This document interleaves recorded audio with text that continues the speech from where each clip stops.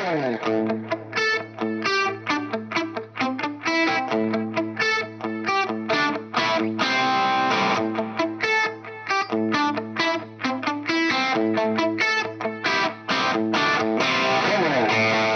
everyone, Jack here from Peach Guitars, and today I'm going to walk you through the brand new PS-100 Power Station unit from Fryette. But before I do so, I just want to remind you to like this video if you enjoy it, and to make sure that you subscribed here to the Peach Guitars YouTube channel as well.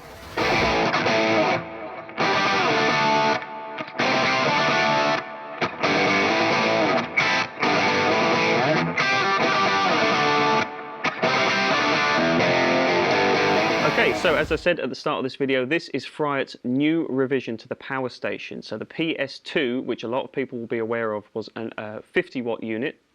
This PS100, as the name implies, has now doubled in output power. It's driven by two KT88 power tubes, as opposed to the two EL34s in the PS2. So you get more output power available, and you can use this in a number of different applications that I'm going to walk you through in this video. Okay, so the Power Station serves many different functions in your guitar rig. It can be used either to attenuate a loud, powerful amplifier. You can also use the power section built into it to increase the output volume of a low-powered amplifier if you want to go and gig with that amp. And you can also use this as a standalone power amp. Say if you have a standalone preamp unit or a valve preamp unit and you want to use a power amp separately, this will serve that function for you as well. So the basis of the Power Station has always been to kind of be the epicenter of your guitar rig. It will allow you to use any amplifier that you want, and to get any output volume level that you want as well, very comfortably. So where this differs from the PS2, the 50 watt version of the Power Station, is that this is now a dual mode unit. So you have two separate channels, two separate loads of controls, so that you can foot switch between them. So for example, there's a couple of different applications I want to kind of make you aware of this being useful for. Number one is if you have an amplifier that you want to attenuate, say this 100 watt Marshall, you can attenuate that down to a rhythm volume, and then you could use the second channel to switch to a louder volume for a lead sound. You've also got two separate presence and depth controls on each channel, so you can EQ for those different volume levels accordingly. So the other application you could use this for would maybe be a little bit more complex, but if you had two amplifiers of differing wattages, you could use a head switcher to use into the same cabinet, and you can use the Fryette to kind of set the volume and EQ for each amplifier so that they're matched up more evenly. So this is going to be great for live applications if you want to use two amps together, or if you're in the studio and you quickly want to jump between amps, you can use the Fryette to level out the EQ and the volume disparity. So there's a couple of crucial differences to the Power Station compared to other attenuators on the market. First of all, this also doubles as a reactive load unit, so you don't actually have to have a physical speaker cabinet connected to this to be able to use it with your valve amplifier. So you can take the line-out signal from this unit, run it into your digital audio workstation. If you want to record using IRs, you can do that as well.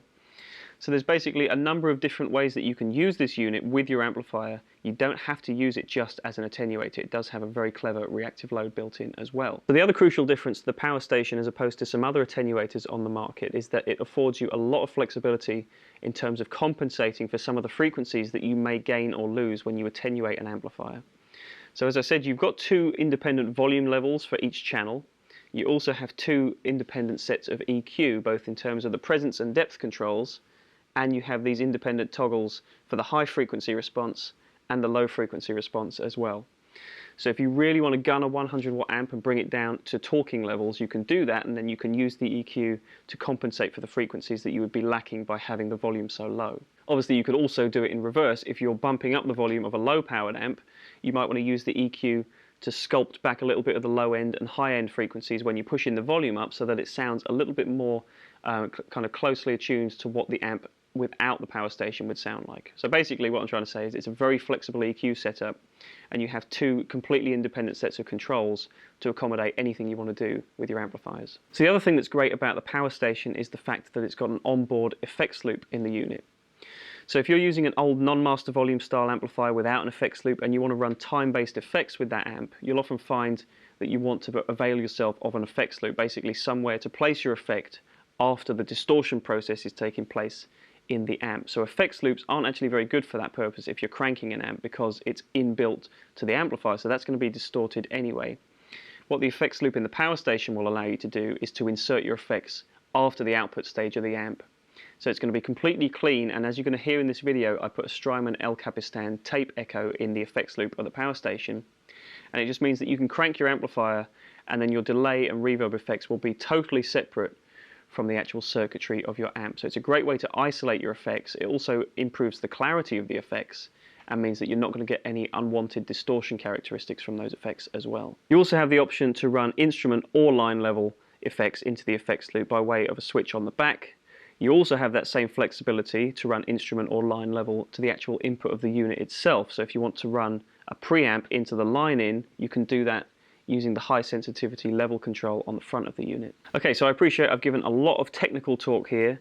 The best thing to do though is to show you how great this sounds. So I've recorded a couple of clips, both with this Marshall 100 watt super lead and with an 18 watt Dr. Z Carman gear. So I wanted to kind of demonstrate to you the fact that you can use this not only to attenuate a high powered amp, but as I said, you can also bolster up the volume of a low powered amp, and then you can seamlessly switch between the two volume settings by switching the channel on the power station, and that is foot switchable as well. Okay, so lastly, the reason I think the power station is such a great fit for any guitar rig is the fact that it is valve driven. So for anyone who's looking to kind of just expand the flexibility of their existing valve amplifier, you can rest safe in the knowledge that your tone will only improve when you turn this thing up, as it's driven by two KT88 power tubes.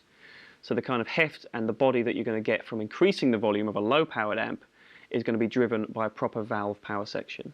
And that goes, of course, for the fact if you want to use a digital preamp or an analog preamp with this unit, you've got a proper valve power section to back you up. So the tone is always going to be absolute top class. Okay, so I hope that provides a decent overview of this unit. It's a lot more capable than I'm giving it credit for in this video, but if you want to find out any more of the fantastic applications you can use this for, make sure you check out our web listing on peachguitars.com and you'll find out all the information about this unit that you could possibly want to know. So with all that said, here's some clips for you. I hope you enjoy the tones you're going to hear, and I hope that this proves just how flexible this unit will make your entire guitar rig, whether you want to use a 100 watt monster or crank up your small low powered amp as well.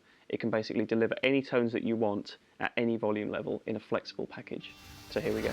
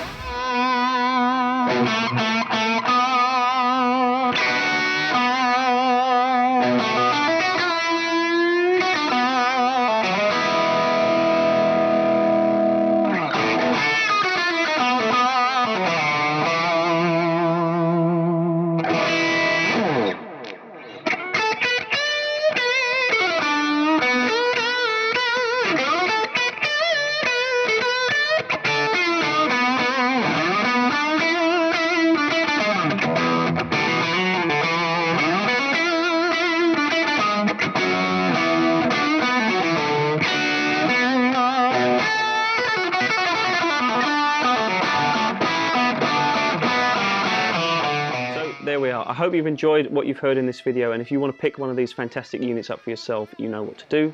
Make sure you head to peachguitars.com. Click the link in the description below and you'll find the web listing for this unit. So thank you very much as always for watching. Stay tuned and I'll look forward to seeing you for the next video. Cheers.